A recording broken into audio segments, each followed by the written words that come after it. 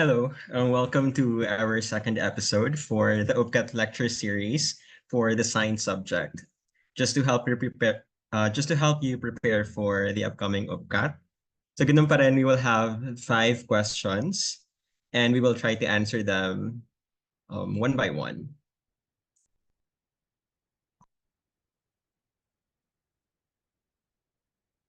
So for the first question, ito yun, in the illustration below, A and B are liquids while C is a solid. So which of the following is true? So di ba, yung main concept lang naman ng this is a question on density. Tapos, if an object is denser, so kung mas dense yung isang object, the tendency for that object is to sink if mataas ang density. Tapos, if mababa naman ang density, if less dense ang object, the tendency is for it to float. So in this case, since yung arrangement ng substances ay A, C, and B, that means C is above B and A is above C, ibig sabihin yung pinaka-dense ay si B kasi siya yung nagsettle sa bottom. So yan yung most dense or densest. Ayan. Tapos, si A naman ang least kasi siya yung nasa pinakataas. Tapos, yung nasa gitna ay intermediate. Therefore, yung pagkakasunod-sunod nito ay A is less dense than C and C has a lower density than B. So, saan yan? Letter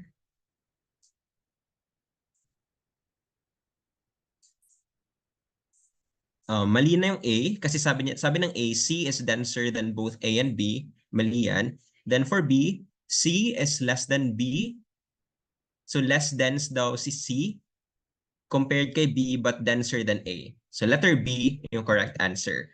So C is less dense than B pero denser siya than your A. So the correct answer for this item is letter B.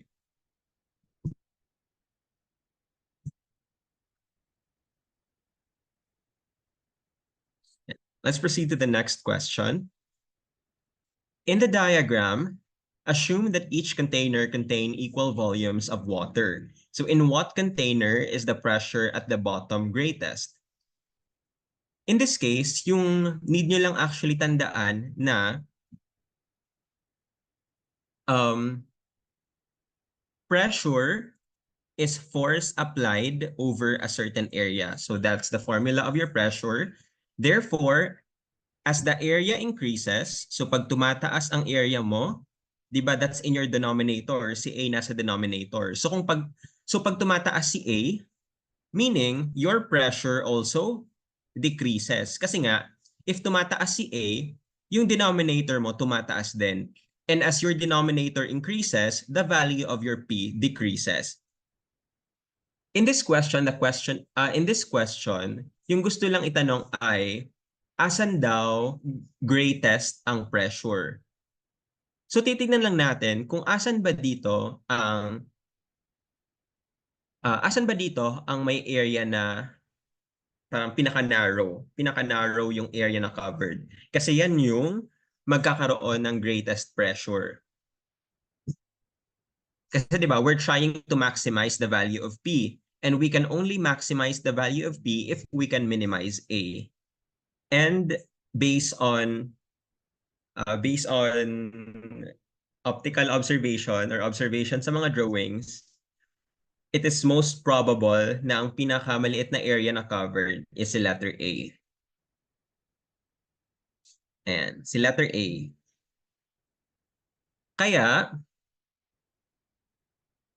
yung pressure greatest sa bottom for your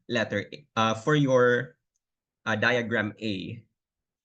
Okay. Ayun. So, tinatanong lang talaga dyan kung paano natin maximize si pressure kasi greatest. Tapos, your pressure is force over area. And in order for you to maximize pressure, you need to minimize A. Kasi when the area decreases, the overall pressure increases. So the correct answer is letter A. Now let's proceed to the third question.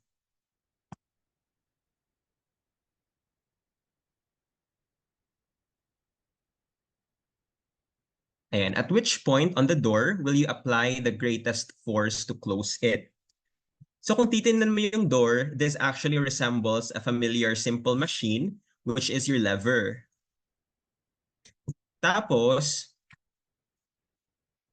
if you have a fulcrum, kunyari, di ba, you have a fulcrum tapos meron kang, kunyari, meron kang stick na ganyan. Tapos, if meron kang gustong i-lift na object, you can apply force at different points. Like for example, you can apply your force here, you can apply your force here, you can apply your force here. Pero according to the principle of your lever, the farther you are from the fulcrum, this is your fulcrum, the farther you are from the fulcrum, mas easier mo siyang mas madali mo siyang malilift ang object na to. So in this case, mag-a-apply tayo ng greatest force if mas malapit tayo dun sa fulcrum. Tapos, in this illustration, the fulcrum is actually located here. Di ba? Somewhere dito. Ayan. Andyan yung fulcrum mo. And ang tinatanong, greatest force. So at which point closest ang fulcrum mo? Is it A, B, C, or D? Obviously, ang pinakamalapit sa fulcrum mo is the letter A. So the correct answer for this item is letter A. So again, greatest yung force na i-apply if closer sa fulcrum. Then, least naman ang force na ina-apply if farthest siya. Ayusin natin. Ayan. So greatest ang force if closest sa fulcrum, then least ang amount of force na kailangan if farthest ka from the fulcrum. So in this case, if you will apply force on point D, di mas madadali ang kang close ng door if sa D mo siya tinulak. Pero if tinulak mo siya dito sa A, mas mahihirapan ka. You need to apply more force para ma-close yung door kasi nga A is closer to the fulcrum. Ayun. Ganun na siya kadali. Just the principle of your lever, a simple machine. Now let's proceed to the fourth item.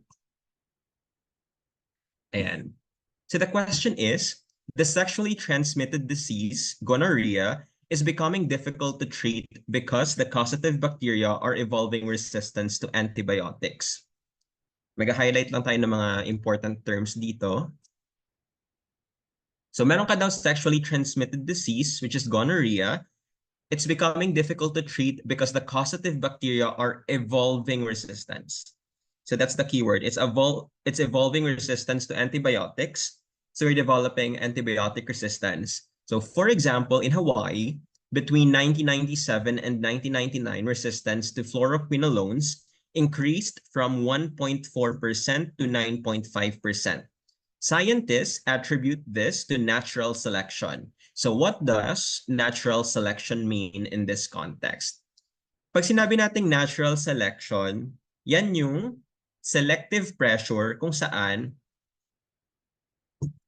favorable traits. So pag sinabi nating natural selection, favorable traits remain in a population. So kung ano yung mga traits that help those organisms survive, yun yung matitira after the selection. So again, in natural selection, the favorable traits remain in the population. So asan dyan yung nag-indicate na yung favorable traits ay mag-remain doon sa population? Si letter A, the germs have learned to avoid that particular class of antibiotic. Ito kasing term na have learned to avoid, pinaka-ina-associate kasi natin siya sa pag-arise ng spontaneous mutations. Kasi yung mga spontaneous mutations na to, sila yung nag-alter sa genetic material ng bacteria mo, kaya sila nakaka-develop ng new traits or kaya sila nakaka-learn. So that is pertaining to mutations, spontaneous mutations, and not necessarily natural selection. Kasi sa natural selection, sineselect mo lang yung favorable traits. For letter B, the antibiotic has changed the genetic structure of the germs, allowing them to become antibiotic resistant. That is also not pertaining to natural selection kasi that is more indicative of mutations or any other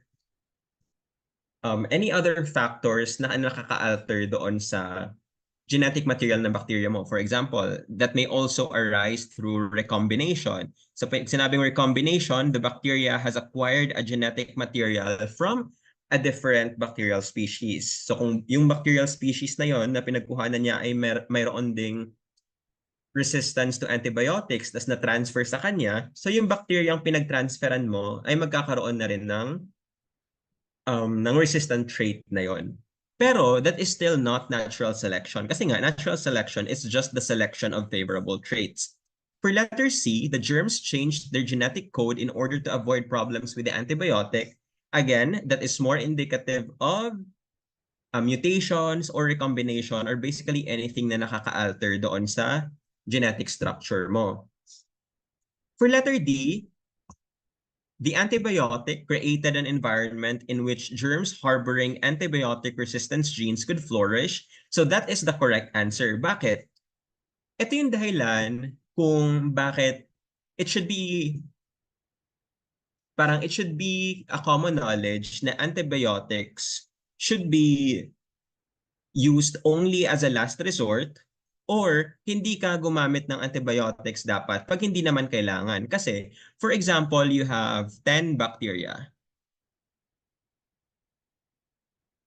Ayan. Tapos one of those bacteria is resistant. Di ba? Kunyari, ito yon. One of those bacteria is resistant. Pag nag-apply ka ng antibiotics, yung pag nag-apply ka ng antibiotics, mamamatay yung mga bacteria na hindi resistant. So mamamatay ito. Yung 9 na yan mamamatay. And yung resistant na bacteria, yan lang yung matitira. Tapos, delikado gumamit ng antibiotics lalo na pag inappropriate ang paggamit kasi yung survival ng resistant na bacteria na to could actually be exponential. Exponential kasi yung reproduction ng bacteria, di ba? Kasi the bacteria undergoes binary fission.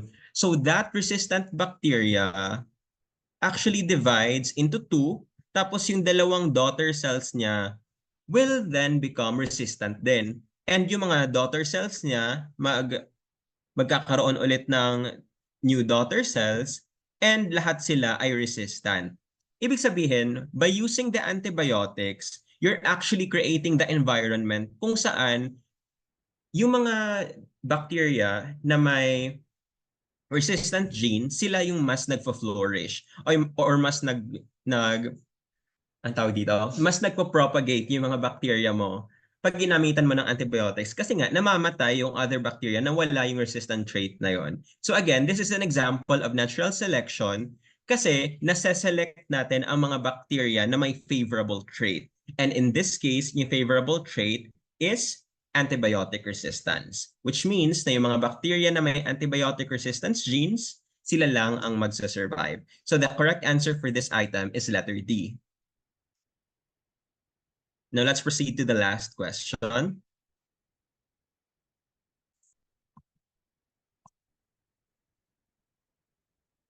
Ayan. So graphs of distance d or velocity v of a body against time are shown. Tapos ang question ay, which one shows that a body is at rest?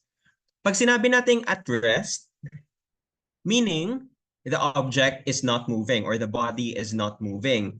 Therefore, the distance traveled over a period of time So the distance traveled over a period of time should be equal to 0. Kasi nga, kung hindi ka gumagalaw, hindi ka naman makaka-cover ng distance. Hindi ka makaka-cover ng certain distance, di ba? If hindi ka naman gumagalaw. Asan dyan sa mga graphs ang nag-i-indicate ng constant distance? Meaning hindi gumagalaw. Kung titingnan mo, letter C, this is the graph of constant velocity. Pag sinabi natin constant velocity, the object is still moving, pero it is moving at a uniform rate. It's not accelerating, it's not decelerating. So, constant siyang gumagalaw pa rin. Constant nga lang yung velocity. Hindi siya at rest. So, letter C is incorrect. For letter D naman, lalo na. Kasi, yung velocity mo nag-i-increase. So nag-i-increase yung velocity mo, so meaning it is accelerating. So letter D is not the correct answer. Letter A naman, as you can see, yung nasa y-axis is distance, ang nasa x-axis mo naman is time. And what we can observe is, over time, over a certain period of time, yung distance na travel niya increases. So tumataas ang distance na travel niya. Which is not indicative of a body that is at rest. So letter A is not the correct answer then. We are only left with letter B. In letter B, sinasabi niya na the distance being traveled at time 0 is equal to the time traveled at time t. So ibig sabihin, since the distance that is being traveled at this point equal lang doon sa distance na na-travel niya at this point, ibig sabihin, the body is not moving. So the body is at rest. So when you're handling these types of questions, ang very important lang natandaan ninyo, you need to observe what is written on the y-axis and what is written on the x-axis. So i-observe ninyo if distance or velocity yan. So distance, again, yung kunyari kung ilang meters or ilang kilometers yung na-travel ng isang particular body. Then, if usually naman, dito sa x-axis mo, time yan.